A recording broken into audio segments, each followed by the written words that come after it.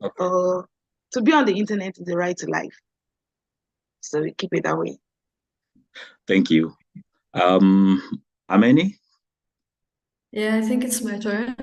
Good afternoon, everyone. So my name is Ameni Saideni. I'm from Tunisia, and I'm a Digital Rights and Inclusion Learning Lab Fellow at Paradigm Initiative. I'm a project manager, a civil society activist, advocating for the rights of persons with disabilities. So I must say that my journey with Paradigm Initiative was so rewarding, a rewarding experience, contributing to the advancement of digital rights. And I believe this webinar is a great opportunity to discuss the intersection between digital rights and technology. So happy to be with you all, and thank you, Wahome. Thank you, Ameni. Sibongile? Thank you, Wahome. Good afternoon, everyone. Good morning, depending on where you are. My name is Sibongile Mukapani. I am from Lesotho. By profession, I'm a human rights lawyer. I'm also part of the Digital Rights Inclusion Learning Lab Fellowship. So I'm part of this cohort. And I also work as an advocacy specialist at Politics for Her. I work on the women's leadership and political participation portfolio mainly. And I think my portfolio has gotten more diverse with time with regard to digital participation. Particularly how women activists, women human rights defenders, women journalists, and just women in politics have been experiencing the cyberspace. And I think that has been a great influence and motivation for me to want to contribute to digital rights. And I think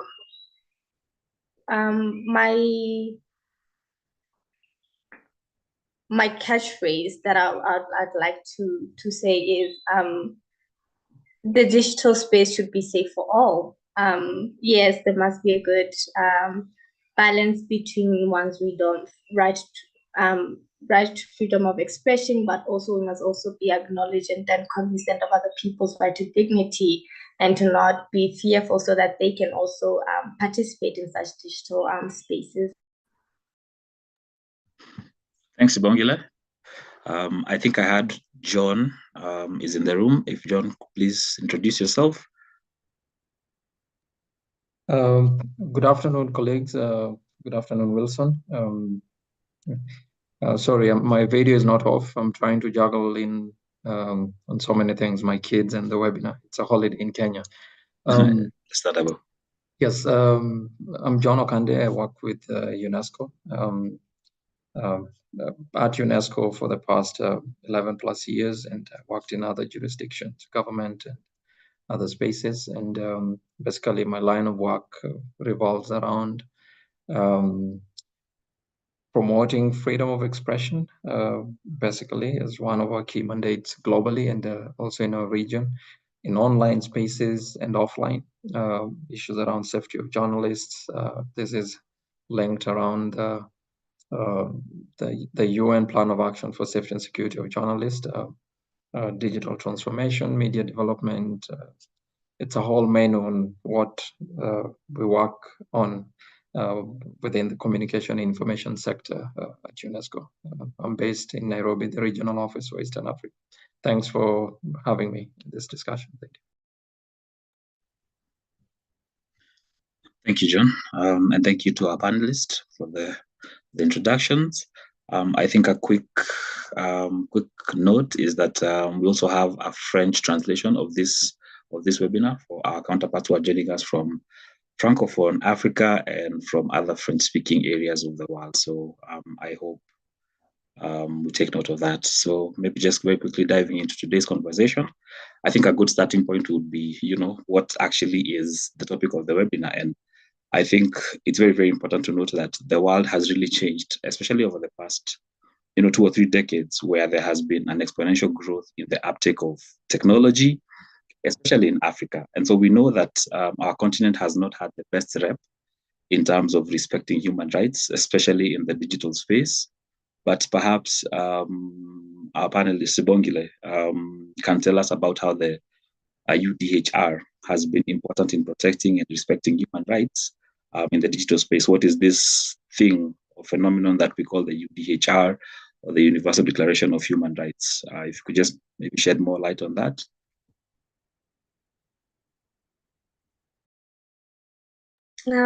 Thank you. Wow.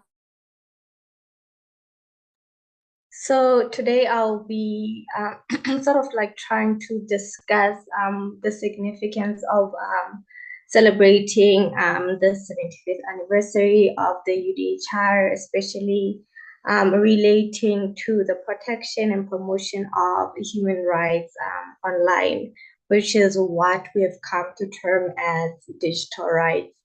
And I think just to start everything off is just to highlight that the reason we are celebrating this 75th anniversary, it's not only to acknowledge the 75 years since the adoption of the declaration. It's also to reflect on how far the declaration has been a foundation and a cornerstone in protection and promoting digital rights, as well as how it has influenced a lot of actors, both state and non-actors, whether it's civil society, in contributing to fulfilling and making guidelines in terms of how to respect digital rights in their respective mandates. So I think just to give a brief highlight is that this declaration was actually adopted on the 10th of December in 1948. Nina did sort of give a highlight that this was post the Second World War. So, after witnessing those atrocities, countries were very cognizant of the impact the war has had, and it would be a common ideal for such atrocity not to happen again. And the declaration was adopted by the United Nations General Assembly in its third session in Paris that year. And I think the most beautiful thing about the declaration, just to start off, is its preamble. What the preamble outlines, essentially, it just states that freedom and justice and peace are contingent on protecting and advancing human rights, and that human rights are inalienable and that equal and they cannot be revoked arbitrarily. So that means just by being a human person in this world, you have your human rights and you're entitled to them, and for you to enjoy on a daily, and that it even puts the obligation on states to actually pursue as an aspiration to protect these rights. And I think another factor that I would like to highlight is how the declaration has been a basis of our International Bill of Rights. So our International Bill of Rights consists of the International Covenant on Civil and Political Rights and the International Covenant on Economic, Social, and Cultural Rights. And both of these covenants, human rights treaties, were adopted in 1966. And a lot of the provisions actually emanate from the Universal Declaration of Human Rights. Because if you look at the provisions, especially the articles in the ICCPR, which is the International Covenant on Civil and Political Rights, I'll start referring to it as the ICCPR, and the International Covenant as the ICESCR. If you look at the articles of the ICCPR, you'll see that a lot of it sort of reflects the first article to the 17th article of the UDHR, while the ICSCR sort of translates and expounds more on the 18th and other articles within the declaration. And this has been good because these rights that are actually enshrined in the International Bill of Rights have been one of the rights that have been impacted most within the cyberspace. And also, these rights have also been either fulfilled, that we've seen a lot of them being sort of progressing within this the digital space, while others have been being violated to a great extent. So we have a lot of these digital freedoms and socio-economic rights. So one of these rights include the right to recognition everywhere, which is enshrined under Article 6 of the Declaration. So it's from the basis of this article that you are entitled to these rights, regardless of where you are, whether you're in my country, Lesotho, or you're in Nigeria, or you're out of space, or you're actually on the internet. That's because you've repositioned yourself to a different space. Does not mean you leave your rights wherever you've left them. Your rights are not things that you put in a bag and you just leave. They're part of you, like we said earlier, that they're inherent. And this is what the whole digital rights movement has been based on, that the same rights that we enjoy offline should equally be protected online. We should actually have opportunities to enjoy the same rights that we're enjoying offline. And these also include the right to protection from discrimination, which are within the declaration, and the right to privacy, and for your right to reputation, and your right to freedom of expression and opinion, as well as your right to association and to assembly, because we've seen a lot of movements online, a lot of digital activism has been based on these rights that we can actually trace back to the declaration.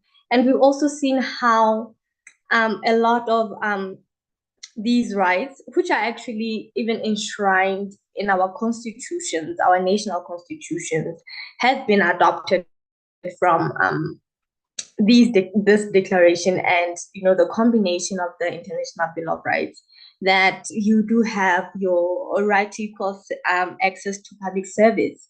And this, we've seen how governments have actually tried to give us equal services, and the right to work, and the right to health, and the right to education. So we've seen a lot of e-health services and technologies trying to close that health gap by giving digital health services.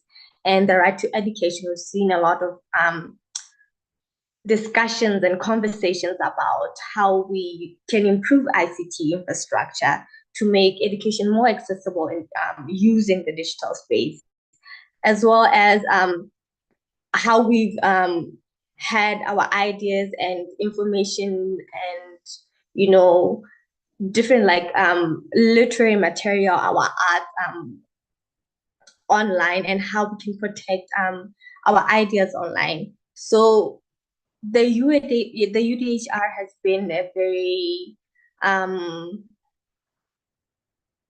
fundamental and core document in setting foundation into how we enjoy these rights and how these rights are protected, and giving out guidelines in terms of how they should be protected, respected, or even fulfilled for us to enjoy. And we've seen a lot of progress so far within the last 75 years.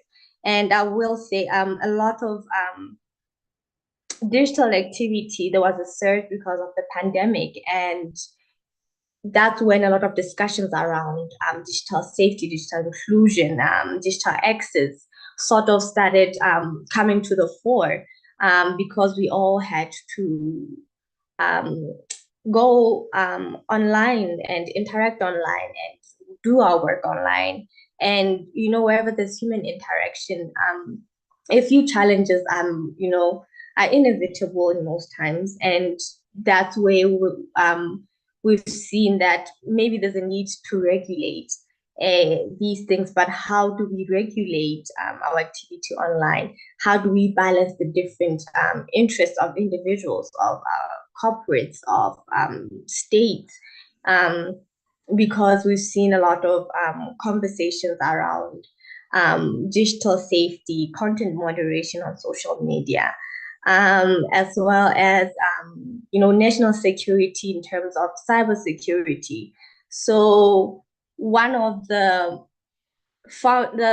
building blocks that were actually adopted from the UDHR were the resolutions in trying to translate how we should enjoy our human rights online.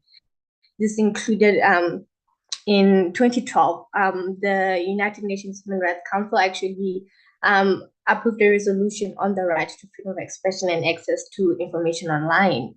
And this was actually something that actually propelled the whole conversation and around how people should participate online and the access to information, and in terms of how states should be transparent in terms of disinformation, misinformation, just the different information disorders.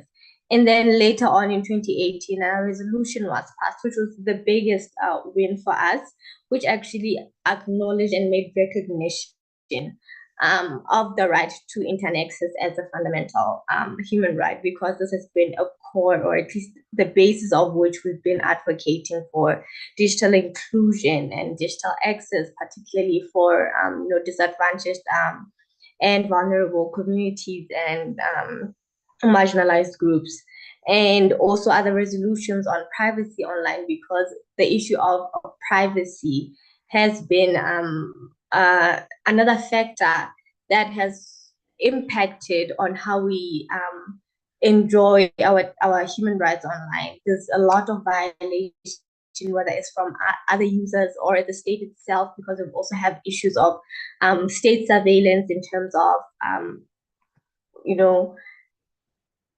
national security and cybersecurity issues. So those are the building blocks that we've had so far that actually have their roots from the declaration. And the declaration has also had a great influence on us as a continent as well.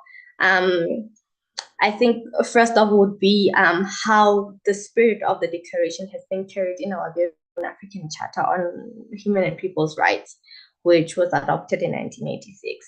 So a lot of provisions in the African Charter, in as much as it is adopted and contextualized to the needs of the African people, and actually more diverse and expound on a lot of issues that affect different African groups, it does carry the spirit of the declaration. And other subsequent conventions and frameworks that have been developed regionally, such as the Malabo Convention, which was adopted in 2014, have been it does also take its root from the African Charter, which takes has that essence of the declaration in it, and just sort of gives an outline and guide and puts standards in terms of cybersecurity and personal data protection for African member states. Then we also have the African Commission's Declaration on the Principles of Freedom of Expression and Access to Information in Africa, which was adopted in 2019. And it also gives different... yes. Sorry, I think I just wanted to sort of cut you short, just because of time. Maybe 2 minutes to wrap. Okay. Yes. Like I'm saying, the declaration has also had a great influence on us as a region. We've had the declaration from the African Commission. We actually have two declarations, which is the one on freedom of expression and access to information. We also have a recent one, which I consider a very big win for us, which was on the protection of women against digital violence. And that one was very central and ideal in terms of, technology facilitated gender-based violence, and how it is, it keeps affecting different women on the continent, and how it will actually propel different advocacies at the national level to domesticate different legal frameworks. And I think going forward, one of our hopes for the future, which also is still based from the declaration, would be, we're hoping for more human-centric tech development, and appropriate internet governance, digital access for everyone, and an intersectional digital inclusion frameworks, and domesticating these frameworks, and them being very human-centric. Thank you, Ahome. I think I'd like to take questions now, if there are any questions. I think what we can do is probably just have people type out their questions, and then we can sort of take them once everybody has sort of given their remarks. So, but I think the fact that you had quite a lot to say about the UDHR just shows how much there is to know and understand about the UDHR. So thank you for those remarks, Sibongile. And I think one of the things that I heard you say at the tail end of your presentation is just, like a responsible tech development. I think we all know that we're supposed to respect human rights, but I think it's one thing to know them, and it's another to respect it. So in my experience, I found that Africa has had to withstand a lot of shocks, especially from big tech companies, just because of, at times it seems as though we are unable to endure the sort of harmful effects. So maybe if John maybe can give a quick commentary on just how we can make, African communities a bit more resilient to harmful online content. John, and I think I'd also request that if you could maybe just squeeze it in about 8 minutes or less, that would be ideal. Karibu, John. Thank you, Wilson. I think 8 minutes, it's a lot, but just a few insights on how nations can integrate certain elements to strengthen the resilience of their own societies to harmful content, which basically are enabled by platforms. As we all know that tech is there for good, but also they come potentially with different harms that affect or influence certain aspects of our lives. And I think one of the key elements that I think we should truly and keenly reflect on is the diversity that we have amongst nations and developers. For example, if we pick on Meta, they view our context as a market. So you'll find in most instances, their innovations are informed by an economic model that is embedded within their entire reflections on what they want to roll out. But in some instances, you find that some of these great ideas sort of background the complexities of the different countries that we live in. For example, linguistic nuances.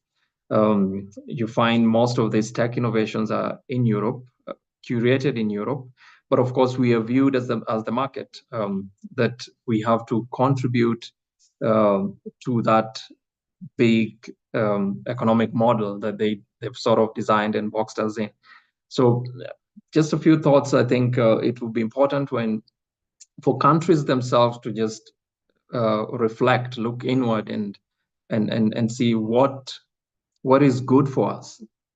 What is the value add that we get from these platforms? If they're operating in our country, generating vast amount of resources and let's say profits from our jurisdiction, what is the value add from us? And you'll find in most instances, innovations know how to play around our legal systems, our laws, existing laws and frameworks. They know there is a gap. They know they will how to really play us and I think these are some of the mechanisms that we have to constantly reflect on, and it starts with us reflecting what is good for us. Secondly, putting up structures that would help us have redress mechanisms to potential harms of this platforms, or potential harms of certain elements within platforms that inhibit enjoyment of the fundamental rights in the different spaces. So I would concretely advocate one, ensuring that our legislations reflect this. I think, Wilson, you might know, for Kenya, for example, we have NCIC, the head commission in Kenya, that was established in 2008. And this far, in 2008, we were not talking about AI, we were not talking about algorithms, the digital harms. It's never been reviewed until now. And that's why no one has been able to be held accountable of potential harms that they spew or curate on platforms. Because you take them to court, the national legislation does not have an explicit element into it that can hold them accountable, because the act itself does not, did not sort of envision the realities that platforms will also have the harm side of it. Secondly, I think within the context of where we sit in Africa, I think our languages are also an asset. And this this is an important factor that needs to be reflected on when it comes to development of certain innovations, because we sort of become a marketplace where you develop outside there and parachute it within our context. But I'm trying to, sorry. Okay. We sort of are so engaged in platforms, but we negate the fact that the diversity in languages that we have in our country is also an asset. How can we get value add for the multiplicity of languages that are embraced within the context that we live in? And another thing that maybe I can share this before just winding up my comments is, we focus more on the harms, more on the enablers to infringement of fundamental rights. But are we having discussions with the developers? Are we having discussions around humane tech development? Do these coders know about these fundamental rights? Because you find primarily they're taught to code. Most people learn how to code online or in school. But are our curriculums or some of these incubation hubs have a system or modules or reflections around the fundamental right that tech development has to be part of? How do we advocate for more of human tech that enables enjoyment of the fundamental rights and limits the potential harms, while sort of for grounding the good for enjoyment of all? So I think these are three things that I can share as of now: human tech, our languages, and also reflections around the legal mechanisms that we have in different countries. I know this varies in different countries, but one key thing is our laws are not speaking to each other. So it's very easy to play us around when you're trying to hold tech responsible. Thank you. Thanks, John. And I think maybe a sort of summary or wrapping up. I think what I hear you say is unity is strength. Maybe leverage on our strengths.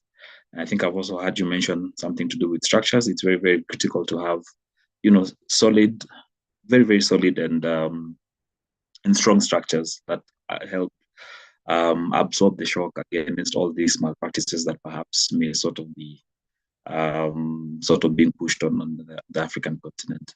And I think even because of that and how you've sort of put it, it's very, very clear that, even as a continent, we are on different wavelengths, or we're on different places when it comes to whether it's the legal or legislative framework, whether it's just advancement of jurisprudence, and even just day-to-day practice. I think we are at very, very different stages in terms of how we are approaching the whole discussion on digital rights. I think because of it, maybe we can just take a quick poll just to see what your thoughts are, or what you guys think of which countries or which specific country in Africa has performed best in respecting digital rights. Because as we've said, we are at sort of two different ends in terms of how well we're doing when it comes to digital rights. So I think we've put up a quick poll just to see what your thoughts are on which countries you think are on the two extreme ends of the digital rights spectrum. So one is on the far end, we have one that is very, very good with respecting digital rights. And then there's the other end of that coin, which is, just another country which is not doing as well in terms of respecting digital rights, at least for this year anyway. So maybe we could just take 1 minute to answer that question before we then move on to the next question. That would be great. Thank you.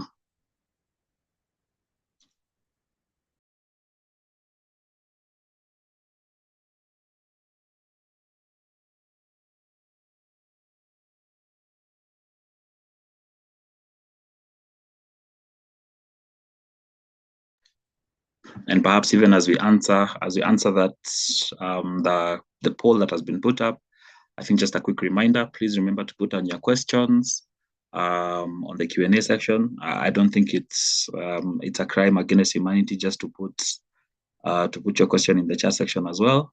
That's okay. And I think please respond to our question. We have asked on which countries you think have done well in terms of respecting digital rights in 2023, and which ones do you think have not done so well in respecting human rights. So I think we can give you guys another minute.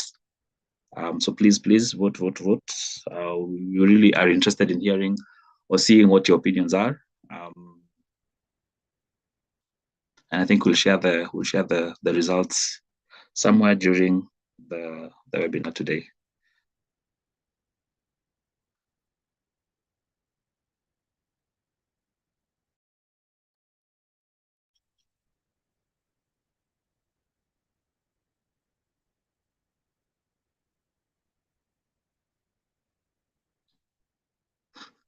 Thank you, everyone. I think your responses have been noted. And I think for the next session of this webinar, I think we will go straight to Mojirayo, and I think one of the most thorny issues in the continent has been internet shutdowns and what that looks like. I think governments have really taken to internet shutdowns in whichever shape or format that looks like. And perhaps Mojirayo can talk quickly about, what her experience has been, specifically with regard to one of the countries. I believe it's Guinea-Bissau. Maybe she can give us one or two thoughts on her experience with internet shutdowns. Thank you, Wilson. Okay, so I just wanted to correct the impression, because it's very funny, because we have like 3 Guineas in Africa. So it's actually Guinea-Conakry. And, this is not the first internet shutdown case that I've done before the ECOWAS court. And I don't know why governments, actually, I should say that I know why, because there is a pattern which we have noticed. And when we take the cases to court, it's always obvious that it has to do with the time of election for West Africa that I know of. So if you see where the internet shutdown happened in Senegal this year, June, you will notice it has to do with electoral matters and oppositions and, electorates voicing their opinions and expressing themselves. So that happened in the Togo case, and so this also happened to in Guinea-Conakry, where Condé wanted to, extend his term in office. The constitution provided for 2 terms. He wanted to make it 3 terms. So around March of 2020, there was internet disruption, which came from the move to amend the constitution.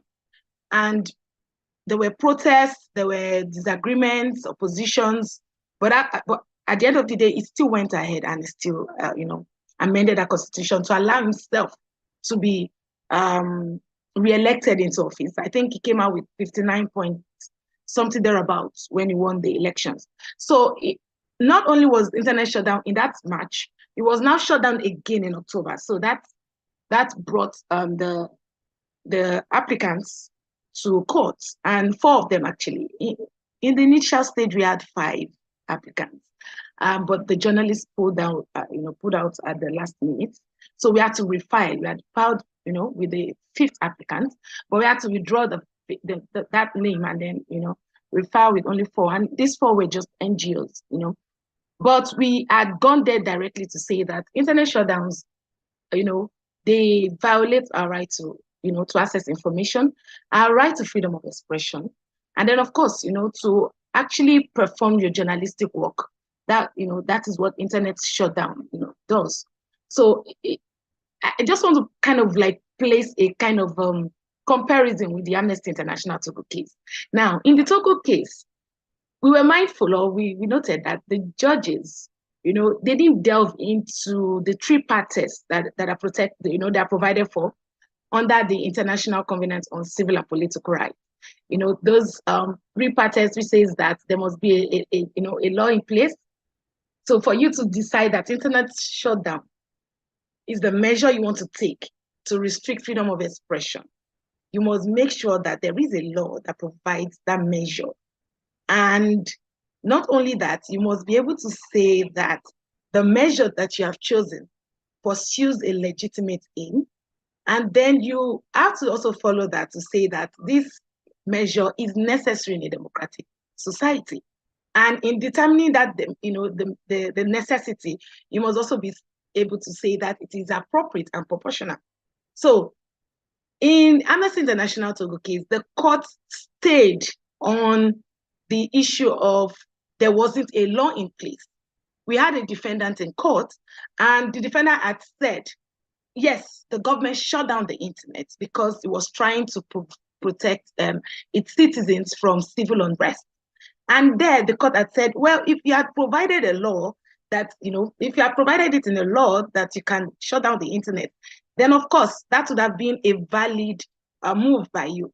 So myself and a lot of people, lawyers and commentators, had actually noted that was going to be a very big problem if the court is saying that internet shutdowns may be justified when they are provided for by law.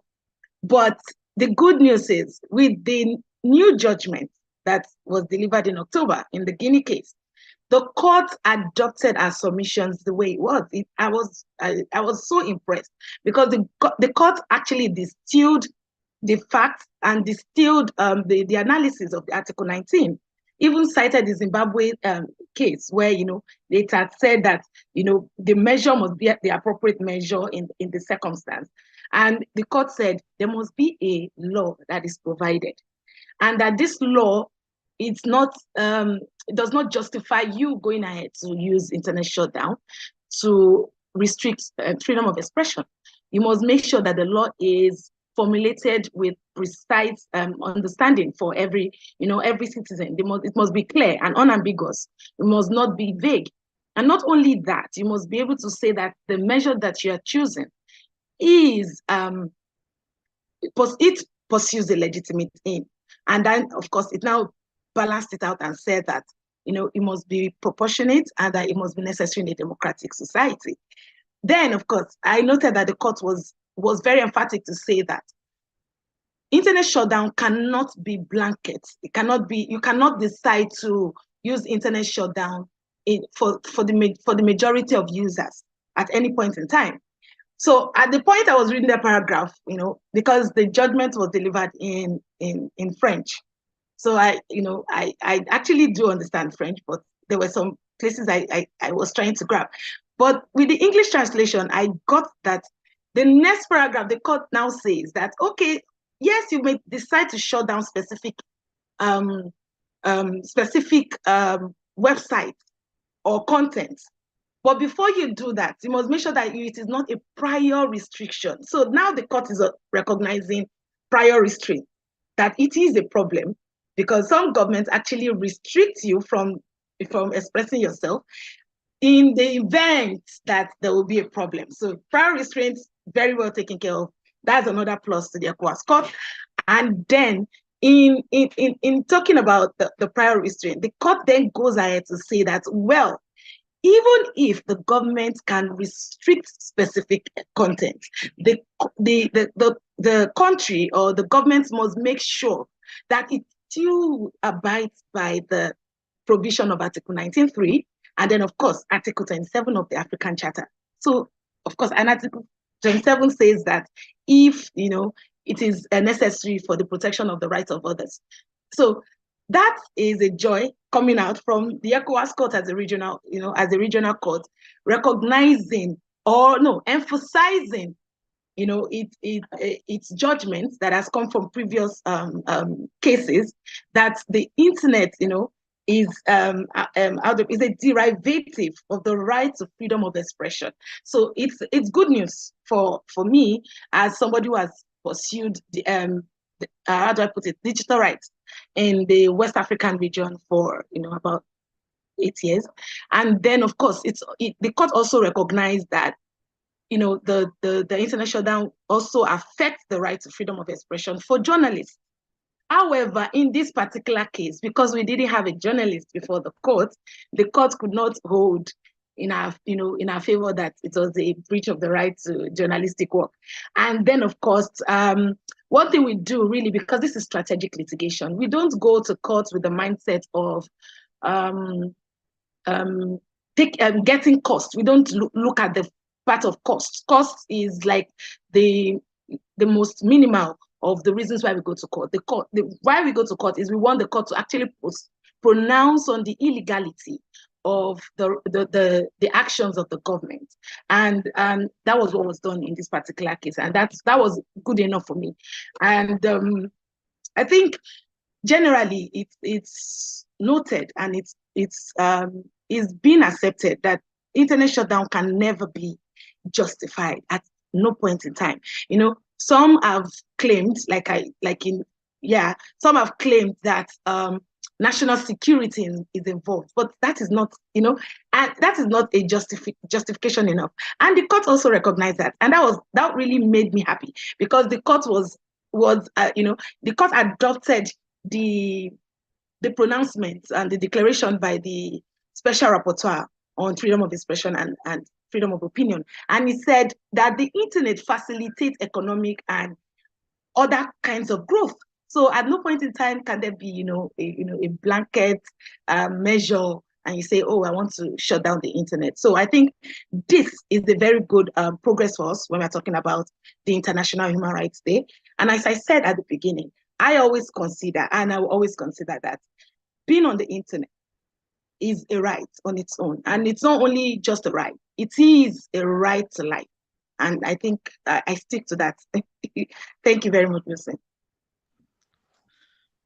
Thank you, Bojira. I think you paint a pretty vivid picture of just how important the internet is, because it's very easy to be caught up in the thought process of just how basic the internet is, just using it to access your social media and all these things. But I think to a greater extent, or to a greater level, as you say, internet is used for economic purposes, freedom of expression, freedom of assembly, and all these things. So that's actually a very, very interesting take. And I think going to Ameni, all these rights that are supposed to be exhibited when you're on the online space, I think a significant population that has sort of been left behind has been, people living with disabilities. And I think in your introduction, you mentioned that you've worked extensively with them. So maybe if you can just give a very, very brief overview of how we can protect people living with disabilities, and just ensure that their right to access the internet and digital rights in general is also respected. All right, thank you, Homi. I'm really thrilled today to address you to you in the context of 75 anniversary of the Universal Declaration of Human Rights. As we reflect on the 70 years of progress, I think it's so important, as you said, to recognize the evolving of landscape of our digital age. So I have a presentation. I want to share my screen with you. I will be quick. I don't know, is it showing? Yes. It's great. Okay, so the focus of my presentation today is on protecting the rights of persons with disability online, which is an important aspect of digital rights that deserves our attention and advocacy. That's why we have to ensure that the principle in the Declaration, Universal Declaration of Human Rights are not only offline, respected offline, but they are extended into the digital realm, fostering a world where there is dignity, as the slogan said, dignity, freedom, and justice for everyone, including, of course, persons with disabilities. So I want to talk a little bit about the digital divide and persons with disability. So the digital divide is a phenomenon where a certain group have unequal access to information and communication technology like the internet. So this gap will result economic and social, even educational inequalities. And with this digital divide, persons with disability are the most affected by it. So the cause of this digital divide is mostly the barriers to access and use. We mentioned, first of all, the lack of affordable and accessible technology. So most of the assistive technology are expensive, like screen readers, voice recognition software. They should pay for these softwares. So most of them, they don't have these softwares. There's also a limited availability of adapted devices for specific disability. Like, for example, a person with disability tend to use iOS, but especially here in Tunisia, there is a limited availability of these adapted devices. We can talk also about inadequate digital literacy skills. There's a lack of training and support programs for persons with disability. They don't have the necessary skills for them to navigate into the internet and to use devices. Also, there's a lack of accessible website and online content. Websites are not designed for assistive technology. They are not accessible. There is absence, for example, alternative text, description for images and videos. Persons with visual impairment tend to face a lot of barriers because there is only images. They don't put descriptive texts so they can understand what is the content of the image. Also for persons with hearing disability, because most of them are illiterate, they cannot read or write. So it is so important to provide them with sign language translation videos that is translated into sign language. And finally, one of the barriers is the social representation and discrimination. So there is a social stigma and negative perception of disability, especially online, because we tend to see a lot of memes and jokes that are bullying persons with disability. So that's caused exclusion from online communities and platforms. And persons with disability tend to not use these platforms because they face a lot of discrimination. So the consequence of this digital divide is, as I said, limited access to education and employment, social isolation, difficulty in accessing essential services and information. And here I want to say that persons with disability have been facing a lot of difficulties, especially in the COVID period, because they were obliged to use digital devices and internet to educate and to work. So they faced a lot of difficulties and they were not able to access to these platforms. So here's some recommendation on how to overcome barriers. These recommendations are a summary from the policy brief that I wrote. I think soon they will be published by a Paradigm Initiative. I don't know when exactly, but overall, the solution, or let me say the recommendation, is to enforce digital accessibility standards through specific laws, and that we will see these laws and regulation after.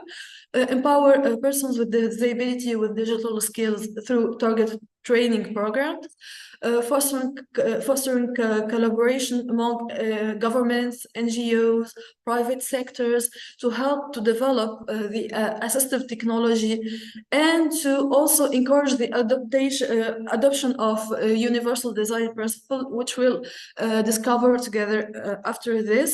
So about the legal framework, we have two legal frameworks that are very well known and universal. The first one is the Convention on the Rights of Persons with Disability, which has two articles that are specific to the right for accessibility, the Article 9, talking about accessibility, and the Article 21 about freedom of expression and opinion and access to information, of course, information online. Also, we have the Web Content Accessibility Guideline, which is a guideline published by the Web Accessibility Initiative, WAI, of a World Wide Web Consortium, W3C, which aims to make the web content more accessible to persons with disability. This guideline is divided into four principles, which is perceivable, operable, understandable, and robust.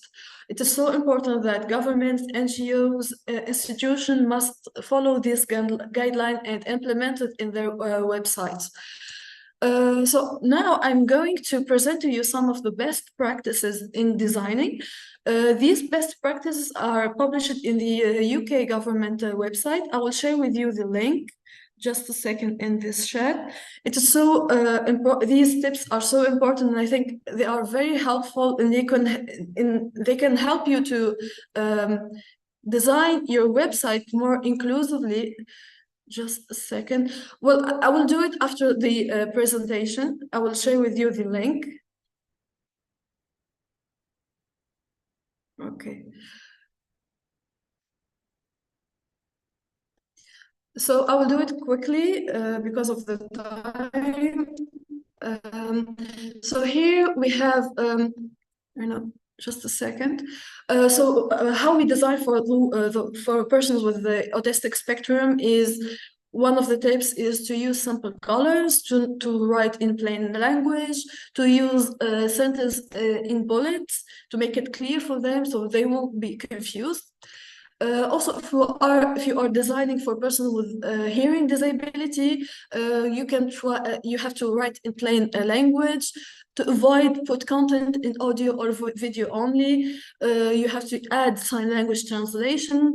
Also, to avoid only writing articles, but to let's say to add for them images for them. It will be very helpful to distinguish which one is the text and to understand the context.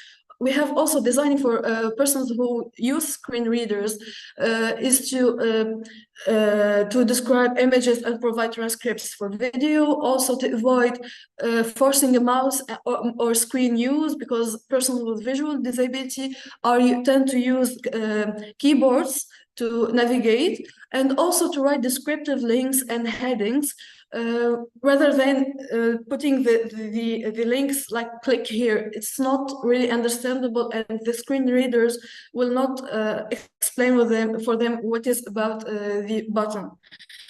Also, with dyslexia, it is so important to put texts, pictograms, diagrams, to consider also producing materials in formats like audio or video. It will facilitate for them the understanding of the content of the website. For the one with physical or motor disability, it's so important to make a large clickable action, not like a specific one, very small, that is hard to reach. Also, the clickable elements have to be, there is a space between them, because it will be to avoid a bunch of interaction together. Here we have designing tips for the users with low vision, is to use color contrast with readable font size. To put the zooming option also is also to avoid using color to convey the meaning, just describe as much as possible. And finally, here's the final step in my presentation, the conclusion. I want to say for persons with disability to be meaningfully connected, it is so important there is four pillars that must be provided. The first one is materials, accessible internet infrastructure, and suitable devices that are compatible with the softwares that are running in their devices. The second one is digital skills. That person must be having certain digital skills to know how to navigate to the digital world and able to use digital tools effectively. And the third pillar is accessible website and platforms. So these websites must be confirmed to the accessibility standards, and services also provided online must be confirmed to the accessibility standards. And finally, we can talk, after providing these three needs, we can talk about data security, providing persons with disability with the measure to protect themselves and their personal information, and also to train them and give them the skills needed to safeguard themselves online. And that's all. And thank you so much for your attention. And if you have any question, please do not hesitate to ask me. Thanks for that presentation, Ameni. I think the thing is that there's so much to learn, there's so much to understand about digital rights and the online space, and how it can be a sort of inclusive space for everybody. And I think you pointed out very, very good illustrations of how everybody in the room can what steps we can take to make the internet a more accommodative space for those living with disabilities. And I think I see somebody, I think Juliet has sort of commended you in your presentation, and I think somebody else, Imani Hendrik, says that media should also play its role in just advocating for how PWDs can also have access to the digital platforms and technologies. So thank you for that presentation, Ameni. It was a very, very good presentation. I think from the Q&A section, before we just move into the next segment of our webinar, I think there are two questions for previous panelists. One goes to Mojirawa, I believe, and it is from Tobekile, and she asks, why do you think African leaders fear the internet, particularly during the election? Could it be acknowledgement that the internet is a powerful tool, fueling access to information and access to the electorate? That's to Mojirayo, and I think somebody else has a question to John. And Rispa says or asks, how can the grassroots communities' interventions ensure that they are not inadvertently contributing to harmful content, and what measures can they take to prevent this? So I think I'll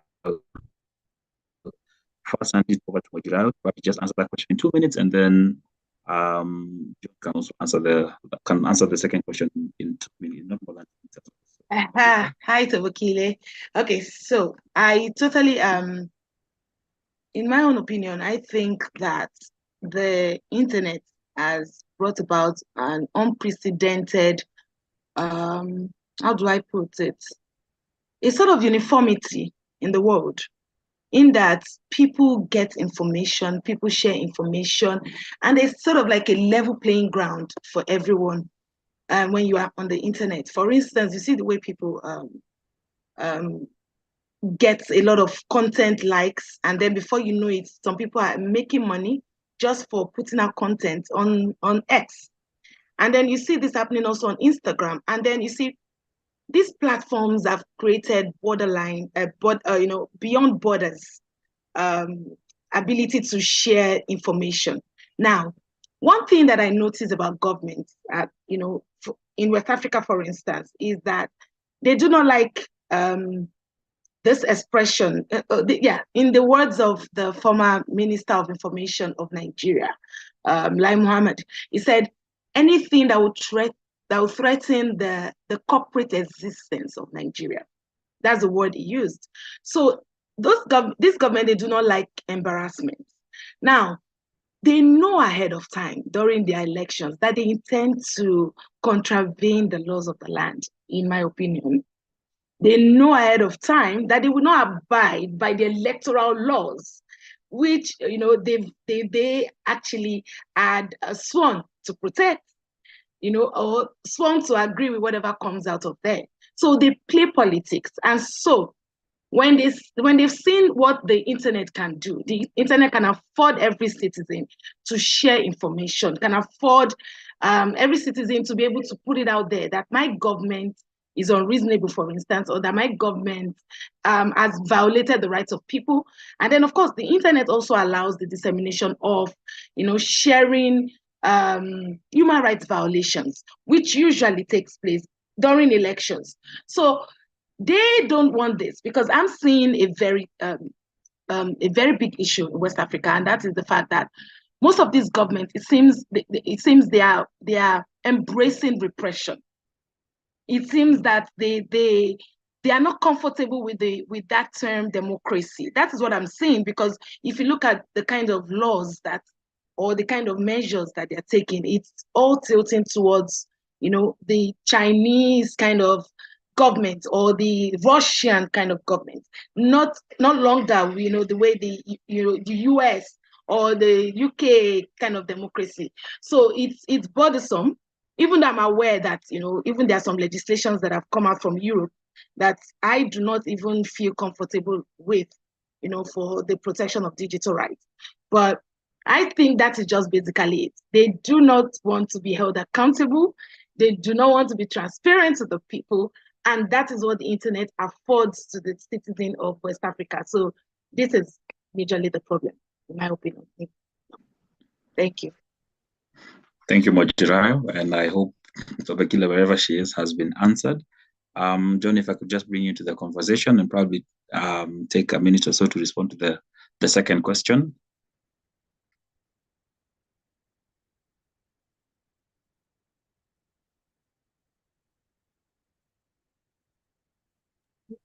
Hi, Wilson. Maybe you can repeat the question. It's addressed to me, please. Sorry. That's fine. That's fine. So RISPA asks, how can the grassroots communities' interventions ensure that they are not inadvertently contributing to harmful content, and what measures can they take to prevent this?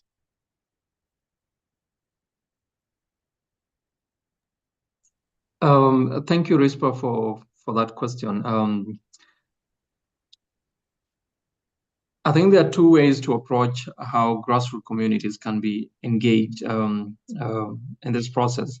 Because what we've seen, for example, in Kenya, when we had this, when we did two national assessments on the social media for peace project, you find 8 narratives picked online and then thrown onto, for example, WhatsApp. A screenshot is picked from Twitter, shared on WhatsApp, shared on Facebook and other platforms. So I'm just giving an example, painting context, for example, in local communities where something is said and then it's pushed on platforms.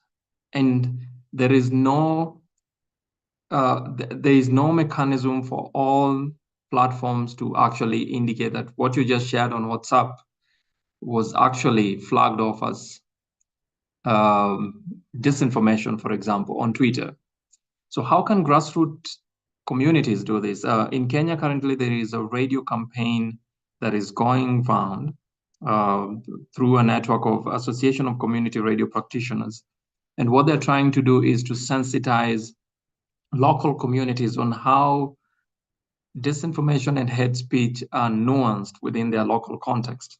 So we are having different commissioners from regulators and others going into different radio stations, 15 plus, and just discussing what is hate speech, what is disinformation, malinformation, misinformation, and the potential harms to societies, cohesion, among other elements. So one, we need local communities sensitized that this is how these things, this is what we can define or indicate as harmful content, and this is how it manifests, and this is how you play your role in either addressing, combating, or being an enabler to that element. So critical questions stand that we are trying to, through the radio campaigns, to sensitize people is you have to question certain claims, ask certain fundamental questions. It might not be structured as peer review work in academia, but you can ask who's the source of this information. Where did it come from, for example? Who can I reach out to give me more about this information? So the moment the local communities are wired to constantly ask fundamental questions on certain claims that are being perpetuated, you are creating a citizenry that is more conscious and cautious to these elements. So within our context, we are doing that. I know national government in Kenya has been doing other interventions, but specifically for what from UNESCO side, what we're trying to do right now is first sensitize people, because we've realized people don't even know what is disinformation, hate speech, and malinformation or misinformation. So first they need to know what these elements are, and we are using local leaders and local networks, bringing them to discussions, radio talk shows in different radio stations, just to sensitize them. I think that is our first point of action. When they know about these things, they go back home and now start questioning these elements that are shared on WhatsApp or in just closed groups that they exist in. Thank you. Thanks for that, John. And thank you to RISPA for posing that question as well. I think the results of the poll are in, and in Kenya we have a Swahili saying where we say, kura yako siri yako, that means your vote, your secret. But we will not be exercising that today. I think we'll share the results of the poll towards the tail end of the session. But maybe before as we sort of head towards the conclusion, I think it would be critical for us just to look at how technology, because we know that it's a double-edged sword, and for all the good it can do, it can also do some very, very bad things. So probably if I could just request Sibongile and Ameni in about 2 minutes to give us their thoughts on how the year has been for them in terms of where they've seen technology being used to sort of downgrade dignity or just limit or curtail people's access to enjoy their digital rights. Sibongile, if you want to comment, and then maybe Ameni can also comment on that as well. Thank you, Wahom, for posing that question. I think in my experience, the social media platforms, like different ones, have been where a lot of violations have been being made, particularly gender misinformation. We've also seen a lot of image-based gender-based violence that is technologically facilitated, and also speech harassment online, and a lot of cyberbullying.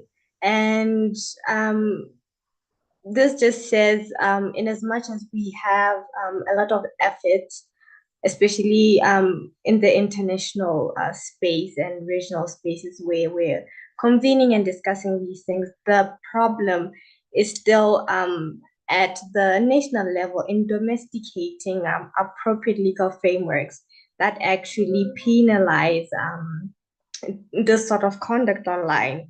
That is something that we actually abhor offline, and we actually frown upon. Very much that you can't walk on the street and say certain things to someone, but the internet has sort of facilitated that atmosphere for perversive behavior, that someone thinks it's okay because they're shielded by the keyboard and the screen, and that is not a physical interaction, that they can utter certain things that they know very well that they'll be frowned upon in the real world, even more so that they are penalized in the real world.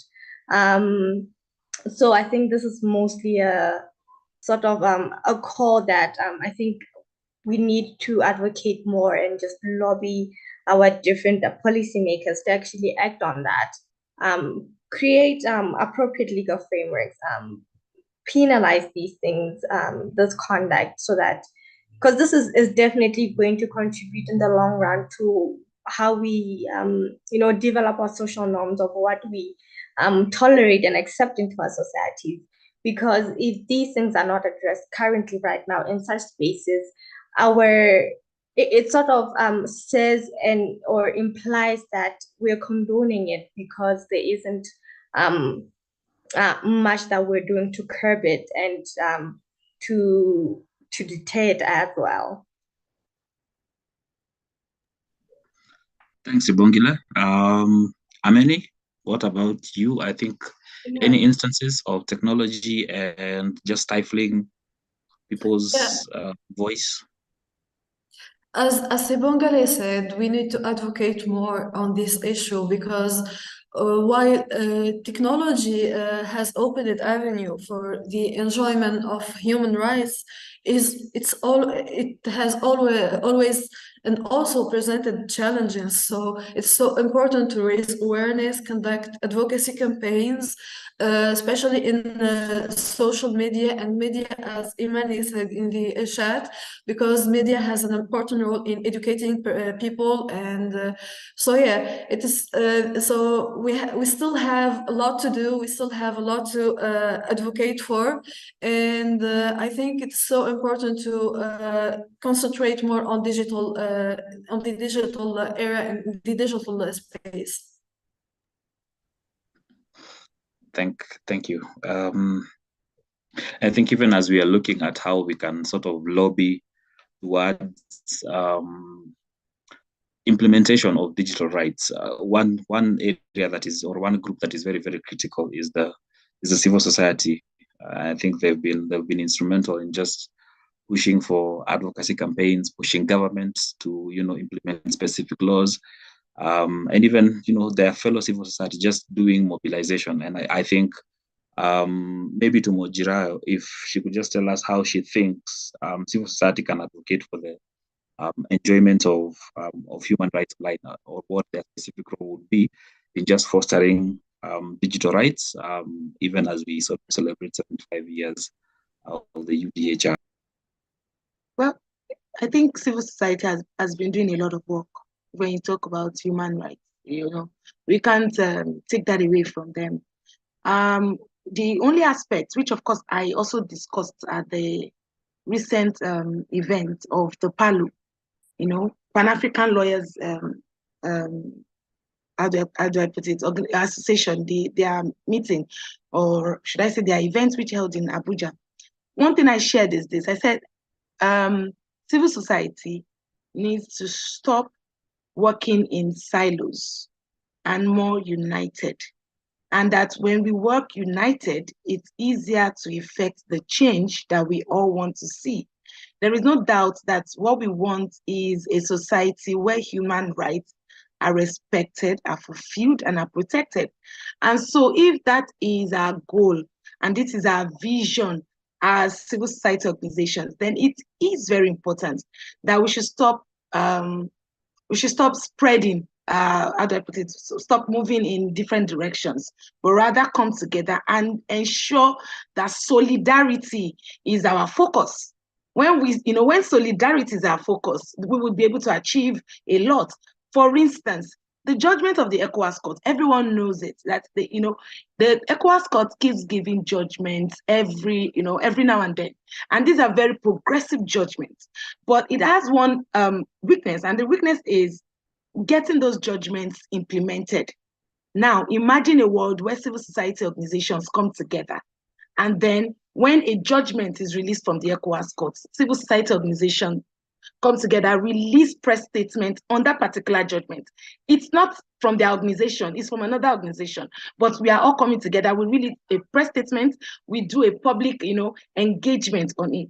And then once the time that the court has given, for instance, the court usually gives some lapses. Sometimes it gives like 90 days, 30 days, 60 days. Once that time lapses and the government fails to implement or allow the decision to be enforced, then we start with the naming and shaming campaign. When we do the naming and shaming campaign, and coming from a lot of civil, the coalition of civil society organizations that really how do I appreciate digital rights. And then we do that and we are consistent with it. We partner with media, and media, whether it is social media, whether it is traditional media, we all keep at it. And then we write as a coalition again to the ECOWAS Commission. Imagine this kind of efforts. When you put this kind of efforts and it's targeted and it's concerted, I believe that, we'll be able to have a lot of difference. And then we'll be able to have more, progress on human rights protection, promotion, and fulfillment in general. Thank you. If I hear you right, Mojirayo, it's mobilize, mobilize, mobilize. Thank you. I think we are about 5 minutes beyond time, and I think I'd like to apologize for that. So, what we will do at this point is just give each speaker just 1 minute, no more than 1 minute, please, to give your concluding remarks, and then we'll wind up our webinar. So I will start from John, work my way backwards to Mojirayo, Sibongile, and then conclude with Ameni.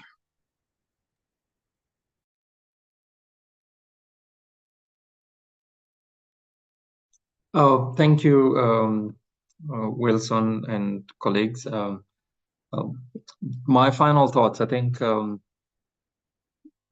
it's important that in as much as we are embracing tech, embracing these new innovations that are coming up, I see the banking sector way deep into fintech and other interesting elements.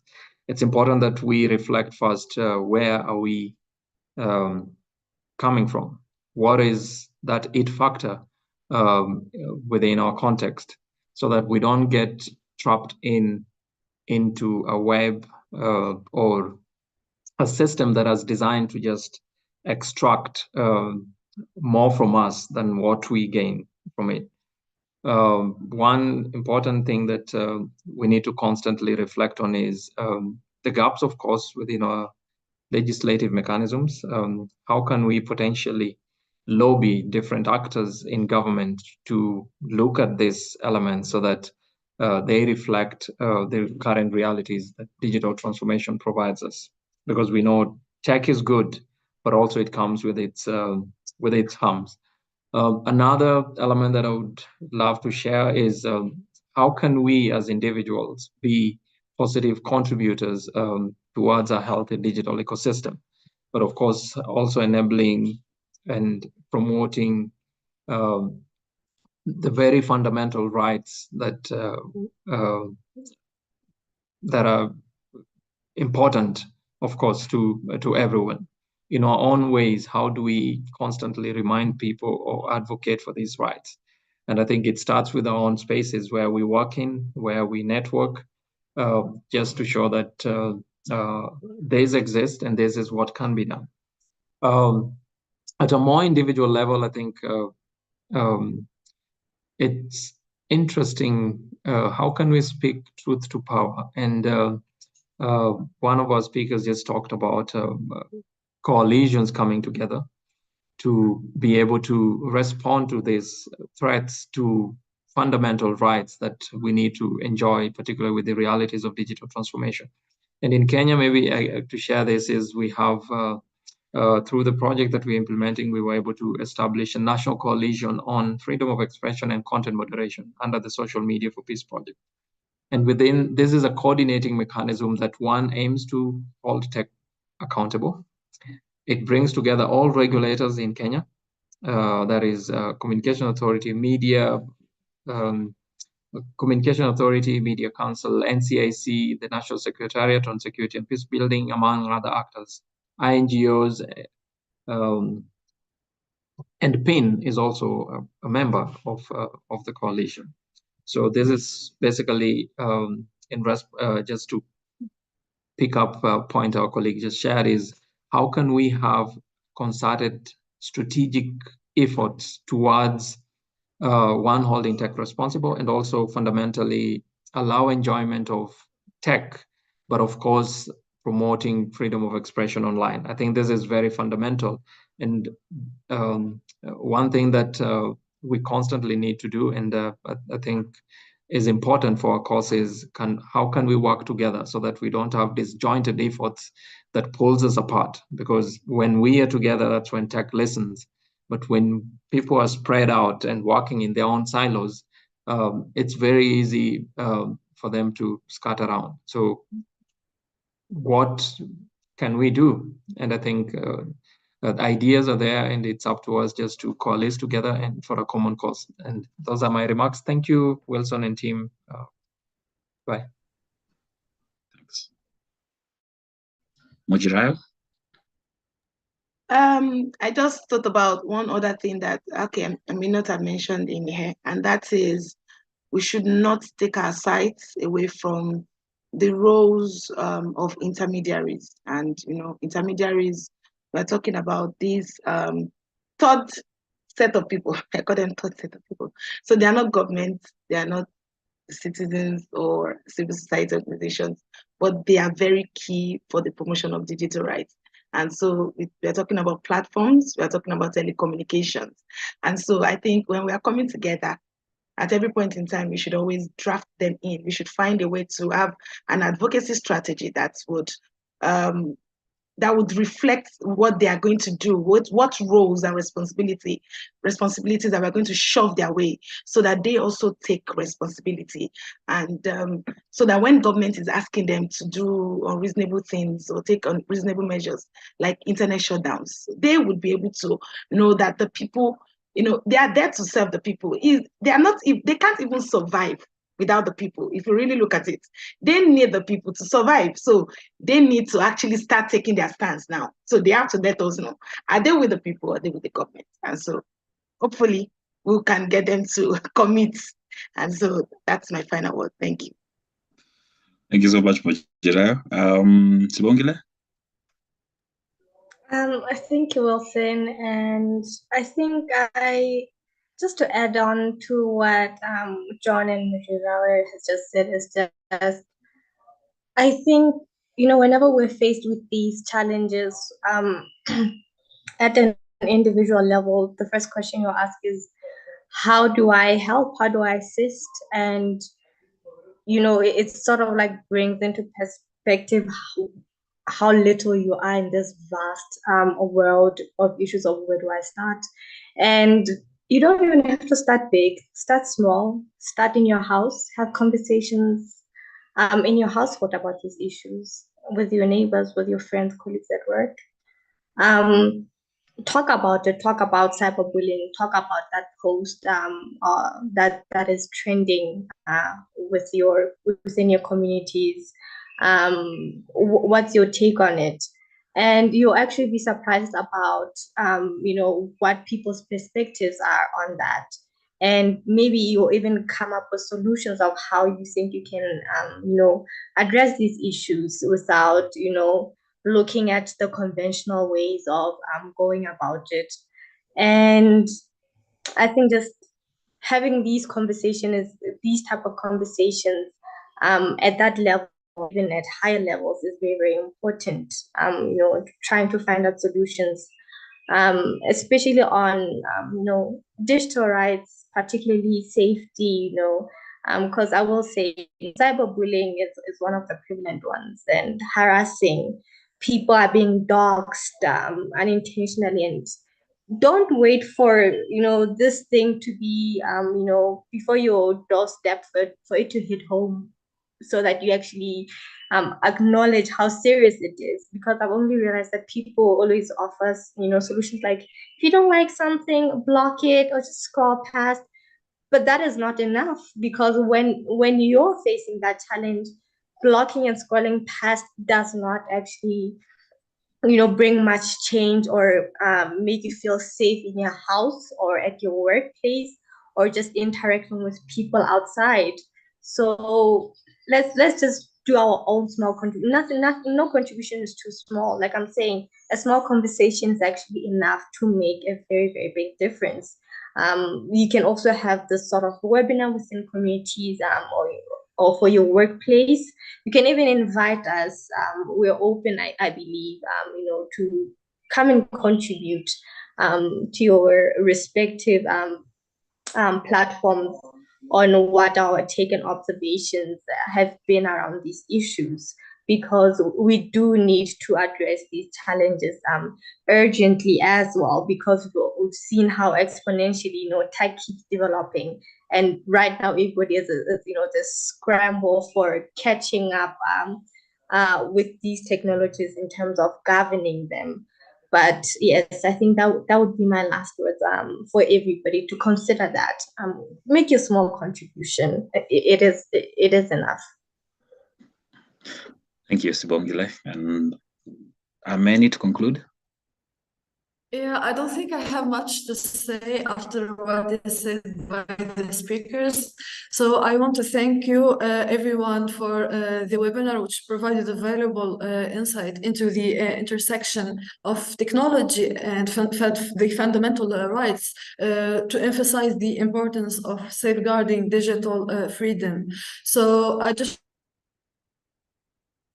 is so crucial to prioritize protection of human rights to ensure a fair and inclusive digital future for all, no matter what their race, no matter if they have disability or not, women or a man.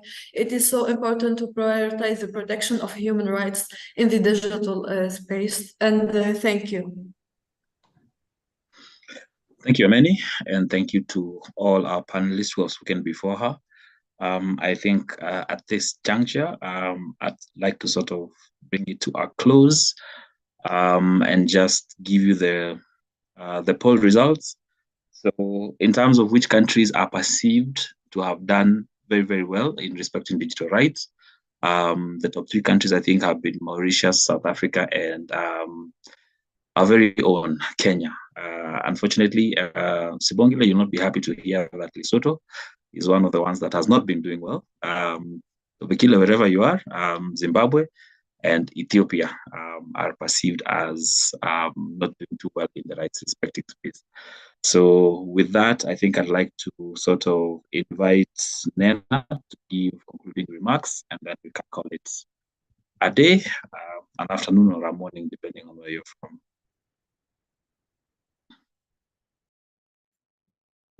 Thank you, Wahome.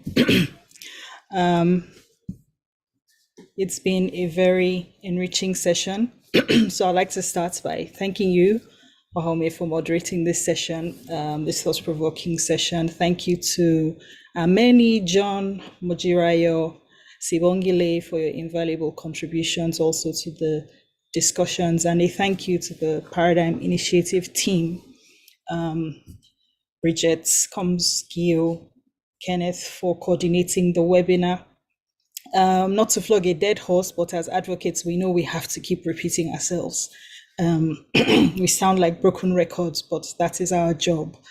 So I'd like to thank everyone for the insights today. The discussions highlighted a critical reality we all know and we all live in, which is that the journey we're on as advocates to ensuring digital rights is ongoing, it's complex. Everyone has echoed that while technology has the power to liberate, it also has the potential to oppress. And I hope that through today's discussions, especially the closing remarks, that we have reignited your commitment to vigilance, advocacy, and action in promoting and safeguarding human rights online, from bridging the divide, promoting access, combating harmful content, protecting vulnerable groups, including people with disabilities. And I just want to echo something John said earlier in his presentation about challenges versus the pathways forward. While we have to highlight those challenges, and hold the relevant enablers accountable, it's very important that we also, as advocates, shine a light on the pathways forward, on the make recommendations. And like Mojirayo said rightly, this journey is one where we have to employ a multi-stakeholder approach. Everyone has to be in the room. Everyone has to make contributions. That's the only way we can achieve an inclusive and rights-respecting digital space where human rights are upheld. So I enjoin all of us today to carry the insights and learnings from today to continue to advocate for the digital world. for a digital world that's safe and inclusive. Thank you for your commitments. Thank you for your participation. Thank you for your dialogue. Thank you for your action. And on that note, I will say stay safe, stay connected in your groups, not in your pockets and your silos, and stay committed to the cause of human rights online. Thank you, everyone, and happy holidays. Thank you, Nina.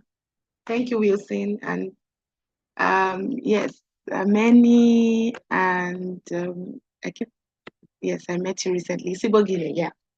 Have a wonderful one. Enjoy. Bye, everyone. Thanks, everyone. Bye-bye. Everyone.